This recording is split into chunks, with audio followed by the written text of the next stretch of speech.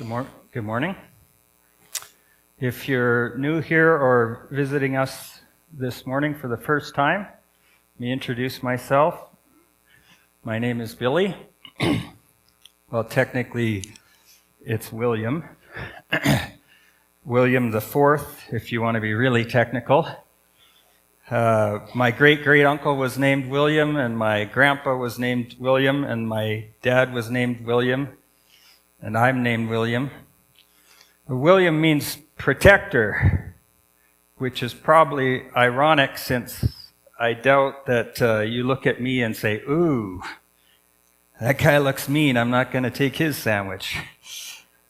My name causes me problems when I need official identification because lots of people don't know that Billy is a short form for William. And so when I go to the doctor's office or to the airport, sometimes it can get a little awkward because they'll be calling William and I don't know who they're talking about. And so I don't answer. The funny thing is, neither my dad nor my grandpa used the name William either. My grandpa was Bill, or Willie, if you knew him really well, and my dad uses his middle name, Ray.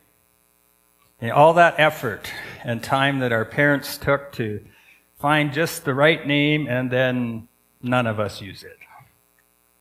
Last weekend, Diesta and I were in Saskatchewan, and we went to church in Weyburn, and I had people come up to me and say, "You look like a McMillan, but who do you belong to?" By that, they meant, which of the four brothers that are McMillans is your dad? My dad was a missionary in India for 5 years before I joined the family. And during that time, he was called Ba Ray, which means Brother Ray. In the Mizoram language, he was called Pu Ray. And my mom was called P. Ellen. So basically, Pu is the masculine form for Mr., and P is the feminine name for Mrs. That never gets old, right? Doesn't matter how old you are. Anyway, when I came along, my dad's name changed from Ba Ray to Ipa Billy. His name changed because he had a new relationship that now defined him. He was the father of Billy. Names are important, aren't they? It's the first question that we ask someone new that we meet. What's your name? And when you give your name to somebody, that's an invitation that you're giving them to a relationship. Not necessarily a deep one, but a relationship. Who are you? It's a foundational question in our lives. It makes communication possible because it's really awkward to just say, "Hey, you." So when I say, "I'm William, but please call me Billy," it's an opening for you and me to have a further relationship. Names are important because they distinguish us from others. We are unique. The book of Genesis starts with these words that you know. In the beginning, what? God. In the beginning, God created. The Hebrew word there is Elohim, which means, this is going to be really difficult for you, God. Elohim, though, isn't actually a name. It's a category, like human is a category. Elohim is a category for gods. The story of Genesis is written in response to other ancient stories about how the world was created by other Elohim, other gods. But no, claims the writer of Genesis, there's only one real Elohim, or God. It'd be like you saying to me, "Hey, human." It's a category. It's not my name. In our Bibles, you will see the distinction shown when we refer to the God of Israel with a capital G, and when they refer to other gods, they use no capital letters.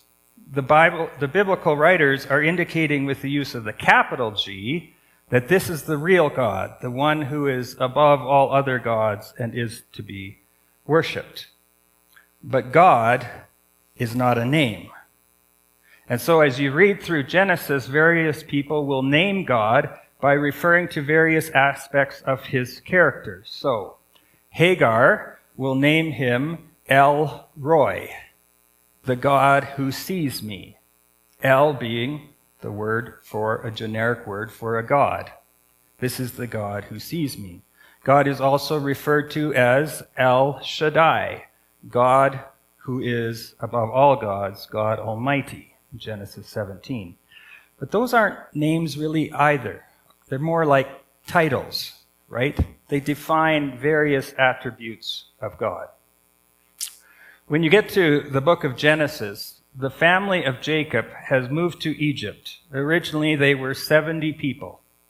But by the time we read Exodus 1, hundreds of years later, they have become a very large group of people, perhaps even millions. So many that the biblical writer describes it that they filled the land.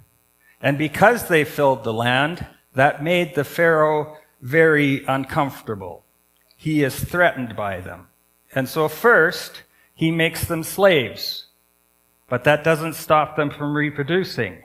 So then he starts killing the baby boys to try to reduce their population.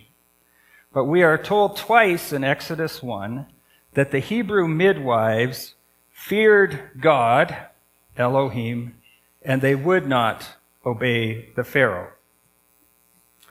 But things only get worse for the Israelites, and in chapter 2, we read of a baby named Moses who is born, but then who is adopted by Pharaoh's daughter of all people. And so the Israelites have even come into the palace unbeknownst to Pharaoh. Things only get worse for the Israelites. And at the end of chapter 2, we read this. During that long period of time, the king of Egypt died, and the Israelites groaned because of the slave labor, and they cried out, and their desperate cry because of their slave labor went up to God. And God heard their groaning. God remembered his covenant with Abraham, with Isaac, with Jacob. And God saw the Israelites, and God understood or knew them. The Israelites groan, and they cry out to God. And God hears, God remembers, God sees, and God understands or knows them. They are his people, and he is already waiting and planning to bring them a deliverer. 4 times that word God is used here, and every time it is the word Elohim. A title, but not a name. The problem in the story of Exodus is that the hero of the story, the intended deliverer Moses, has already failed. He grew up in Pharaoh's palace, and then he discovered that he was a Hebrew, so he tried to intervene and save a Hebrew person who was being attacked by an Egyptian, and he killed them. And then he ran away. So now what? We read this in Exodus chapter 3. Now Moses was shepherding the flock of his father-in-law Jethro, the priest of Midian, and he led the flock to the far side of the desert and came to the mountain of God, to Horeb. The angel of the Lord appeared to him in a flame of fire from within a bush. And he looked, and the bush was ablaze with fire, but it was not being consumed. So Moses thought, I'll turn aside to see this amazing sight. Why does the bush not burn up? All right, so in context, Moses is working for his father-in-law. Always a good situation.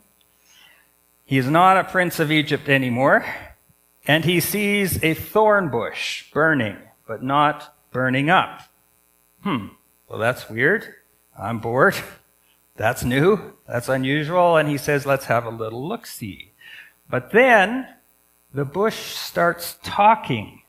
And not just talking, but it's calling his name, not once, but twice. Moses. Moses. And that stops Moses in his tracks. So what do you say if a bush starts calling your name? Hi? Yep, that's my name. This has gone beyond curiosity to weird to scary. So, verse 4, when the Lord saw that he had turned aside to look, God called to him from within the bush and said, Moses, Moses. And Moses said, Here I am. And God said, Do not approach any closer. Take your sandals off your feet, for the place where you are standing is holy ground. And he added, I am the God of your father, the God of Abraham, the God of Isaac, and the God of Jacob. And then Moses hid his face because he was afraid to look at God. So Moses hears his name coming from the bush. And at this point, you would probably think you've got to be wondering, have I been out in the sun in the desert for too long? Am I hallucinating here? And so God makes it clear, you are in the presence of God, but not just any Elohim, but the God of your ancestors. And at this point, you can almost hear Moses say, I'm in trouble. This isn't going to go well. The Lord said, I have surely seen the affliction of my people who are in Egypt, and I have heard their cry because of their taskmasters, for I know their sorrows, and I have come down to deliver them from the hand of the Egyptians and to bring them up from that land to a land that is both good and spacious, to a land flowing with milk and honey, to the region of the Canaanites, Hittites, Amorites, Perizzites, Hivites, and Jebusites. And now, indeed, the cry of the Israelites has come to me, and I have also seen how severely the Egyptians oppress them. So now, Moses, go, and I will send you to Pharaoh to bring my people, the Israelites, out of Egypt. Sort of a side comment, if you ever hear God speaking to you from a bush, get ready. He's got something for you to do. God repeats the narrator's words from chapter 1. Hopefully you've heard that. He has seen, he has heard, he knows, and he has a plan. And what is his plan? Moses is his plan. Is Moses happy about this? Not so much. Moses said to God, Who am I that I should go to Pharaoh, or that I should bring the Israelites out of Egypt?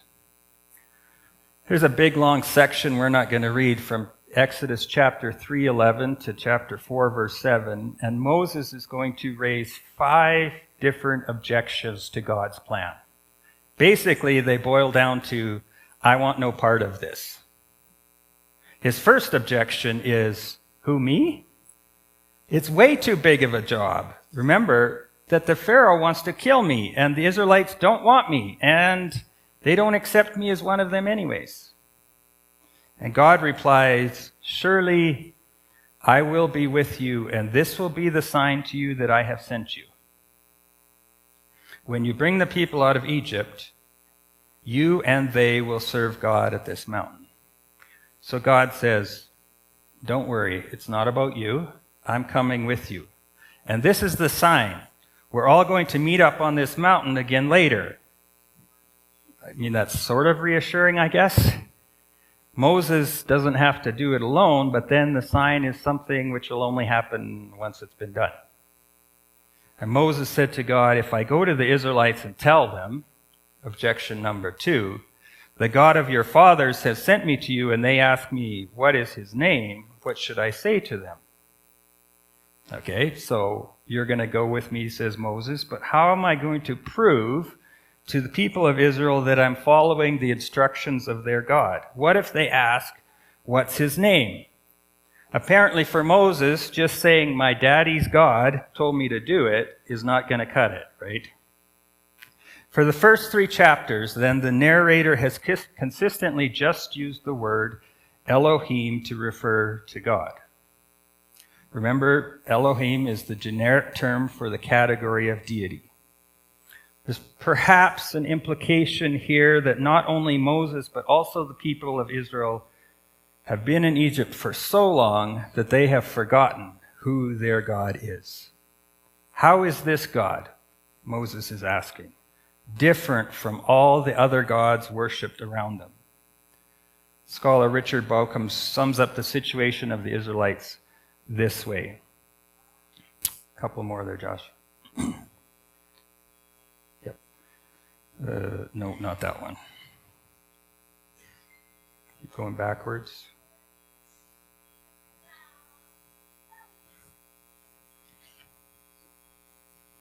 Keep going backwards.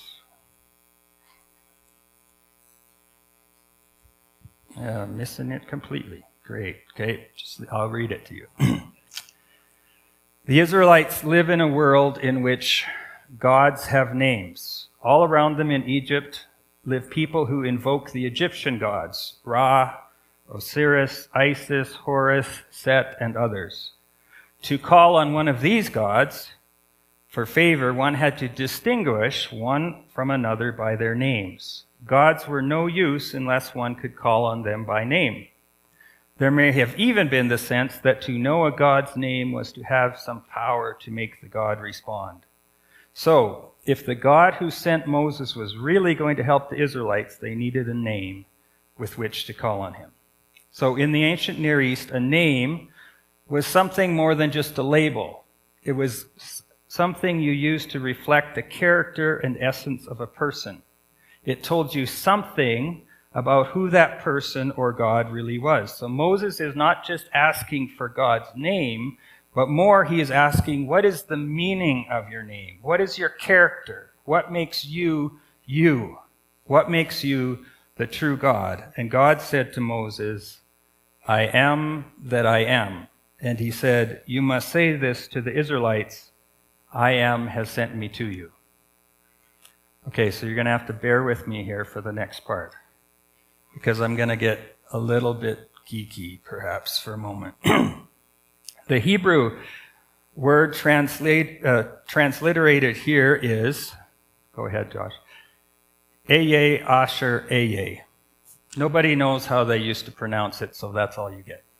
Eye Asher Eye, which means, I am who I am, or I will be who I will be, or I am who I will be.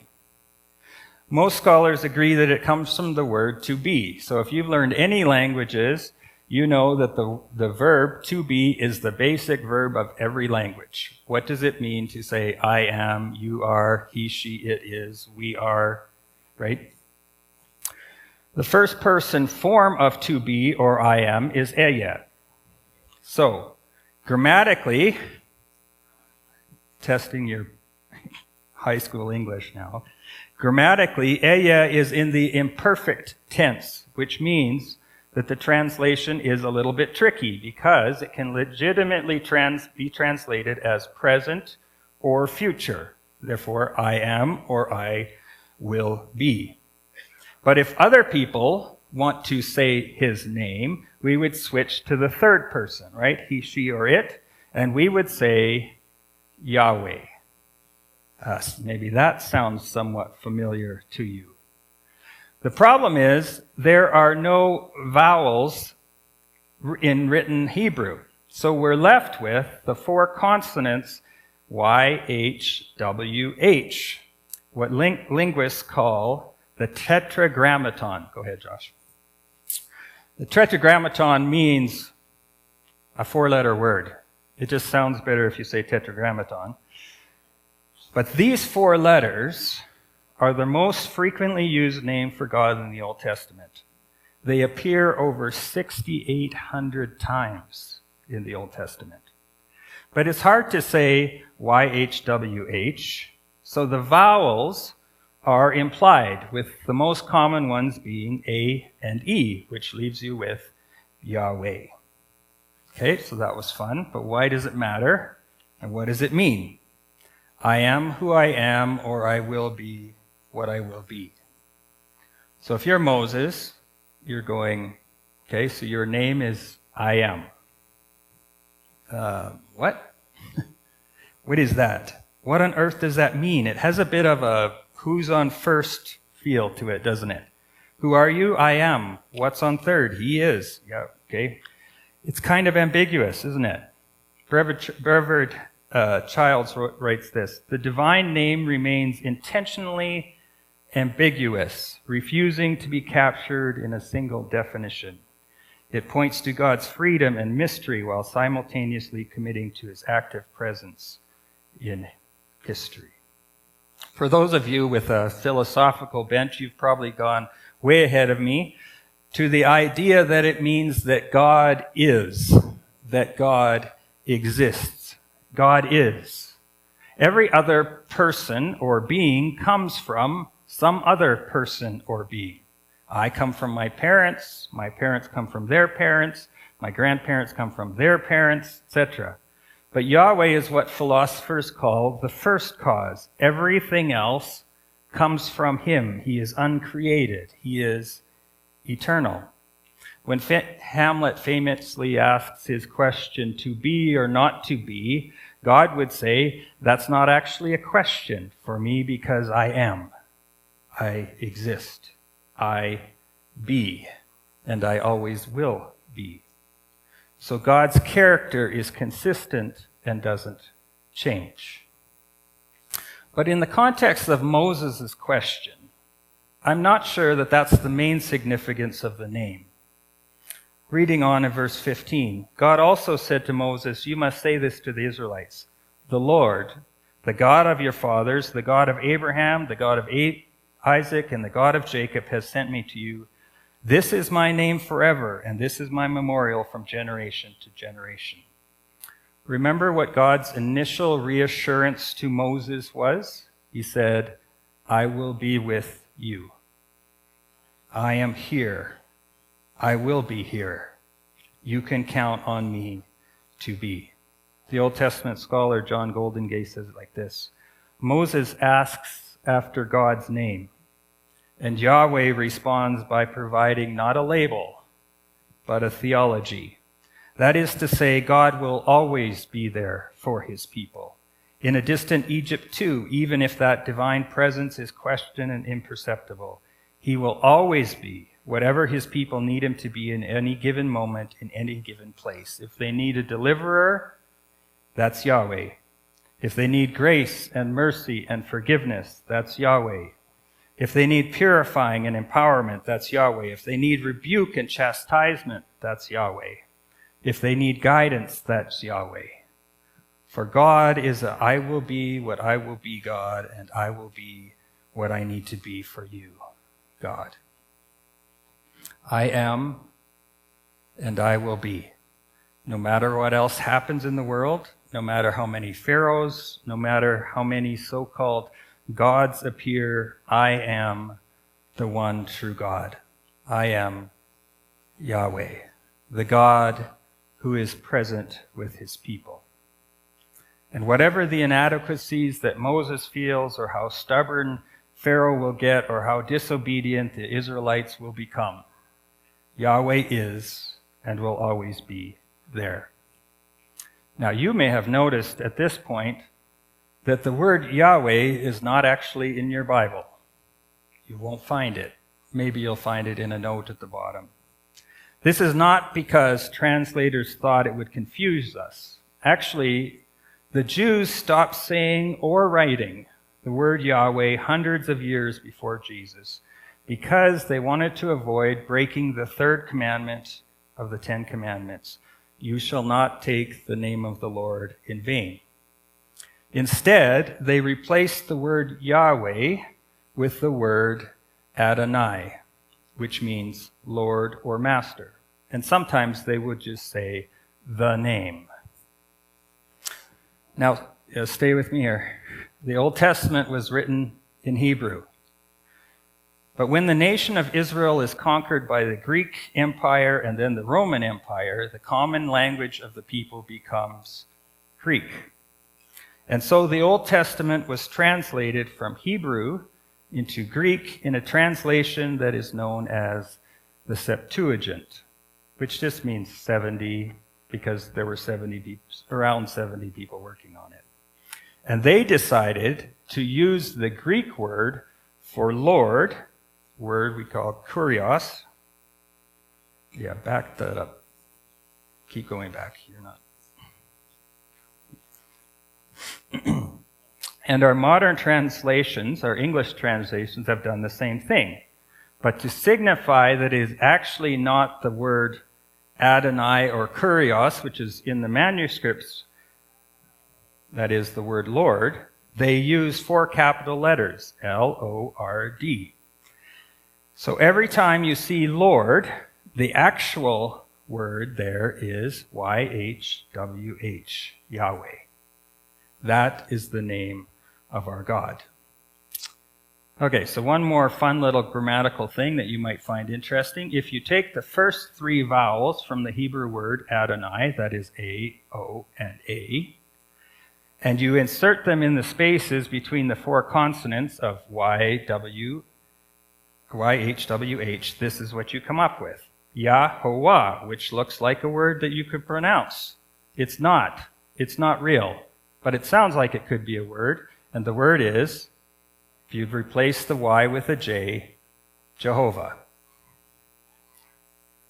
Now that's not a Bible word, but it's a hybrid word created in the 16th century to avoid using the word Yahweh, but to convey the meaning that Yahweh is Lord. Okay, we're almost done with the vocabulary, just a little bit longer.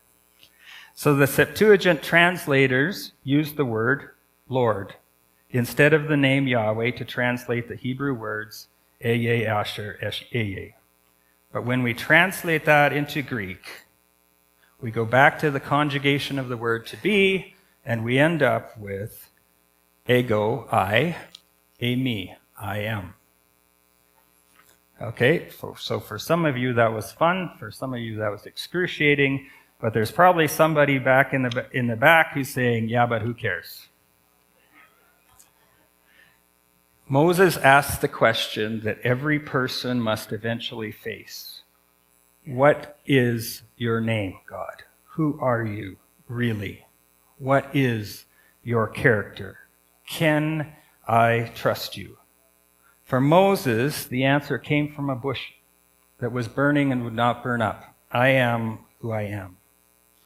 But what if the ultimate revelation of I am requires more than a voice from a burning bush? What if God decided to show up not just in fire and cloud, but in flesh and blood?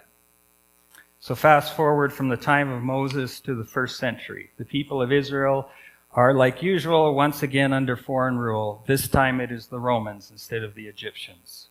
And again, they are crying out for deliverance, just like their ancestors in Egypt. And into this world comes a traveling rabbi, a teacher who performs miracles, who teaches differently than the religious experts. And the question that is being asked is, who is he? Who is this Jesus? And that is the question of all 4 Gospels. Because some people see him as a troublemaker. Some see him as a great teacher. Some see him as the new Moses, coming to deliver God's people from the clutch of the Romans. Or maybe one of the prophets.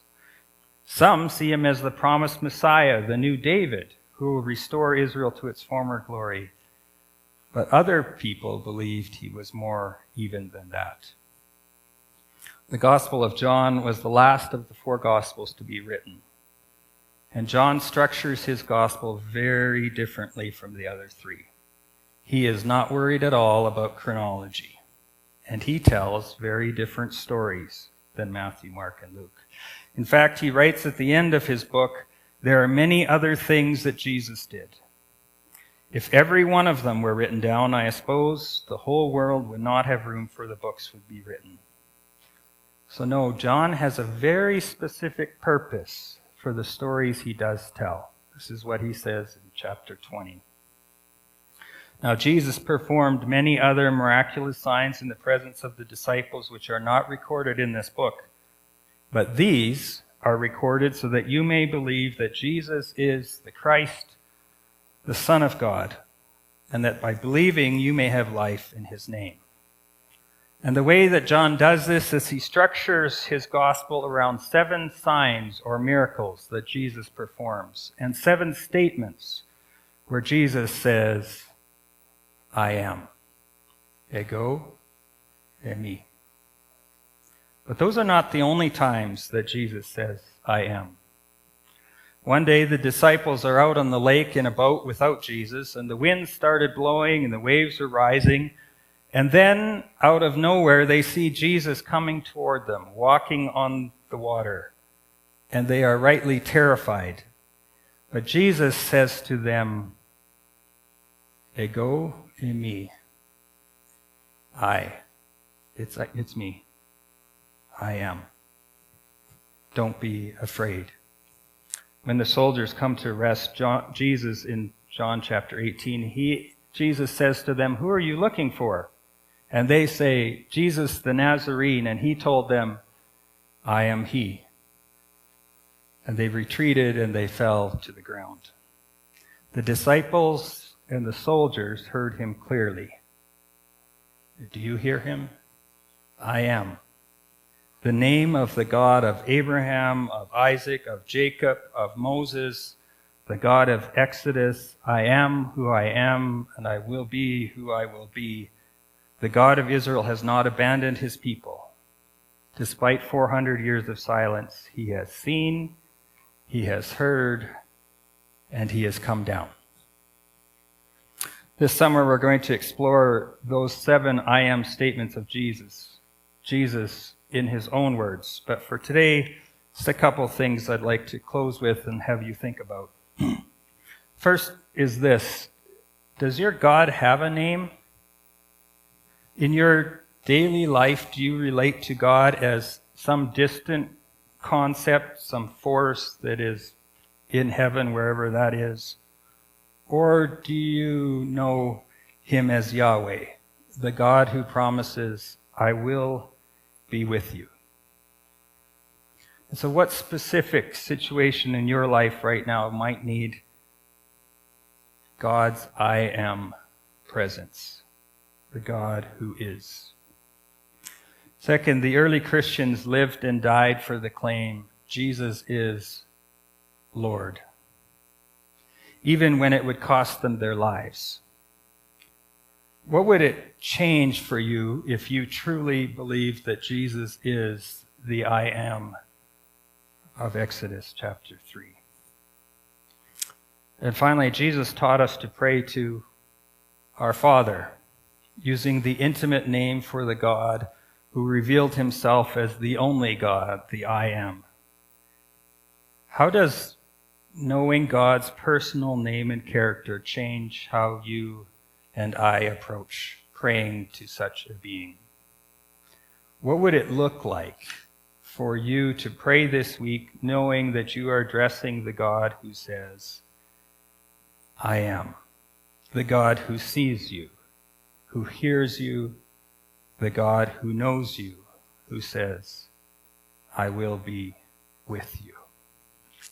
May God's name be glorified in our lives this week.